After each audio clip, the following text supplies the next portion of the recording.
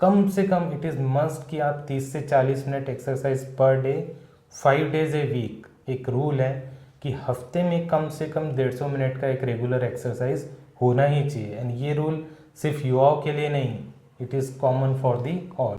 नमस्कार, मेरा नाम मयंक है और आप देख रहे हैं तहलका वर्धा। आज वर्धा के जाने माने डॉक्टर और फिजिशियन डॉक्टर सचिन अग्रवाल जी से हम बढ़ते ठंड के बारे में और उसके प्रिकॉशंस के बारे में बात करेंगे। सर, स्वागत है आपका हमारे चैनल पर और हमसे बातचीत करने के लिए। पिछले 3 दिनों से जो ठंडी हवाएं चल रही है, मैक्सिमम 26 डिग्री सेल्सियस से 28 डिग्री सेल्सियस तक रहने वाली ठंड फिलहाल 8 डिग्री से 10 डिग्री पे चले आया है। तो इसमें आम जनता को अपने बचाव के लिए, ठंड से बचने के लिए और अपने रोगी मुक्त शरीर के लिए उनको क्या उपचार करने चाहिए?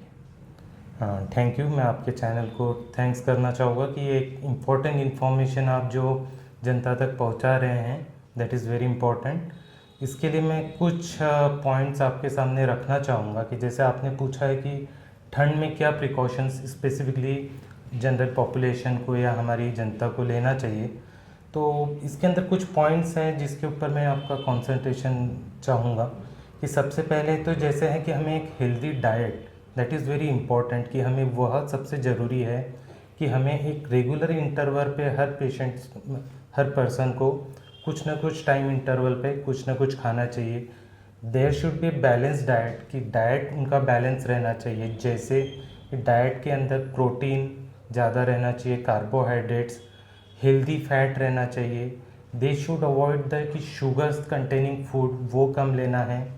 ड्रिंक्स के अंदर हम देखते हैं कि कोल्ड ड्रिंक्स वगैरह वो अवॉइड करना चाहिए, क्योंकि स्पेसिफिकली ठंड के दिनों में ये चीज़ें हमें घातक हो सकती है।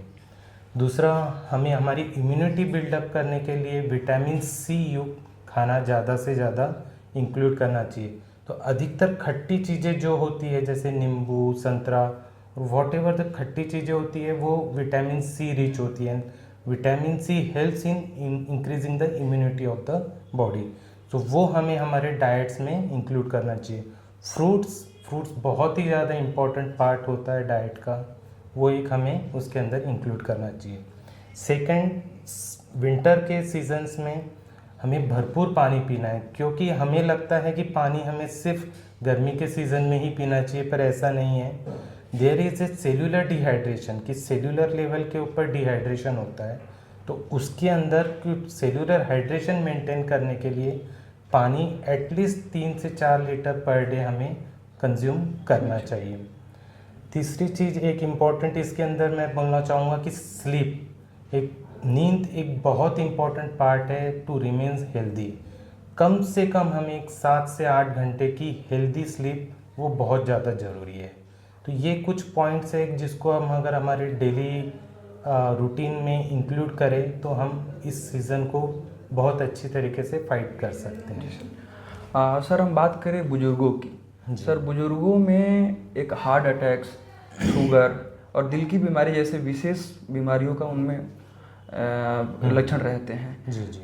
तो सर, हार्ट की बीमारी के लिए और दिल की समस्याओं के से छुटकारा पाने के लिए इस ठंड में उसकी क्या प्रिकॉशन है, उनके लिए क्या सुझाव है? इम्पॉर्टेंट चीज़ मैं आपको बताना चाहूँगा कि ठंड के सीज़न में हार्ट अटैक के चांसेस बहुत बढ़ जाते हैं।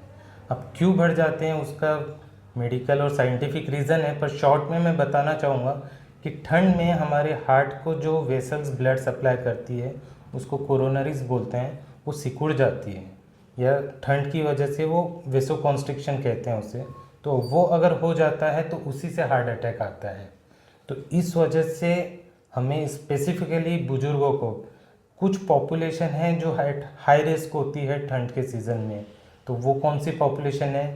65 साल के ऊपर के लोग, 5 साल के नीचे के बच्चे, प्रेग्नेंट फीमेल, मेंटली चैलेंज लोग। तो ये कुछ स्पेसिफिक पॉपुलेशन है जो हाई रिस्क पे होती है ड्यूरिंग द विंटर सीज़न। तो हमें ये ध्यान रखना है कि सडनली हमें कुछ ऐसा काम नहीं करना है कि हम पहले नहीं करते हैं।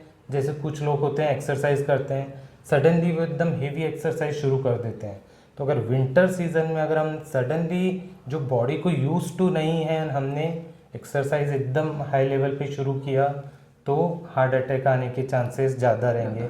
दूसरी चीज़ ये कहना चाहूँगा कि अगर आपको कुछ भी सिम्टम्स हार्ट से रिलेटेड लग रहे हैं, जैसे छाती में पेन हो रहा है, घबराहट हो रही है, पसीना आ रहा है, तो ये चीज़ इमीडिएटली डॉक्टर को रिपोर्ट करनी चाहिए, ना कि उसके लिए वेट करें। क्योंकि स्पेसिफिकली हम कई बार देखते हैं कि विंटर्स में सडनली हार्ट अटैक के केसेस हमें ज़्यादा मिलते हैं, वो भी इसी रीज़न की वजह से। सर, हम छोटे बच्चे जो शिशु होते हैं उनको सर्दी खांसी के साथ साथ आजकल या शुरू से देखे जा रहे हैं निमोनिया का उन पे ज़्यादा लक्षण दिखते हैं, उनसे वो काफ़ी ज़्यादा प्रभावित रहते हैं और उसमें ग्रसित रह के उनके घर वाले भी इससे ज़्यादा परेशान रहते हैं।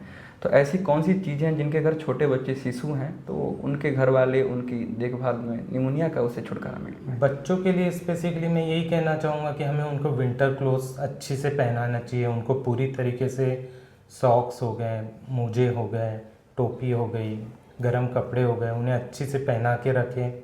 दूसरी चीज़ ये है कि अगर घर में किसी को वायरल है तो उस बच्चे को, क्योंकि ऑलरेडी जैसे मैंने कहा कि 5 साल से नीचे की आयु वाले लोग बच्चे वो ज़्यादा प्रोन होते हैं इन्फेक्शन पकड़ने के, क्योंकि उनकी बॉडी की इम्यूनिटी उतनी डेवलप नहीं हुई होती है जितनी एडल्ट्स में होती है। तो उन बच्चों को हमें, जो घर में किसी पेशेंट्स को या किसी पर्सन को वायरल हुआ है तो हमें उनसे दूर रखना चाहिए। क्योंकि वायरल है, अगर क्लोज कांटेक्ट है, जैसे हमने कोविड के सीज़न में या कोविड की महामारी में भी देखा है कि वायरल होते हैं वो अधिकतर रेस्पिरेटरी ट्रैक से ही एक दूसरे को फैलते हैं। तो अगर हम उन बच्चों को, किसी को, फादर को वायरल हुआ है, अब मदर को हुआ है तो इट्स बहुत डिफ़िकल्ट हो जाएगा कि उसे दूर रखें, पर जितना प्रिकॉशन हम ले पाएंगे उतना हम बच्चे को ये वायरल और इस सीज़न में सर्दी खांसी से उसको बचा पाएंगे।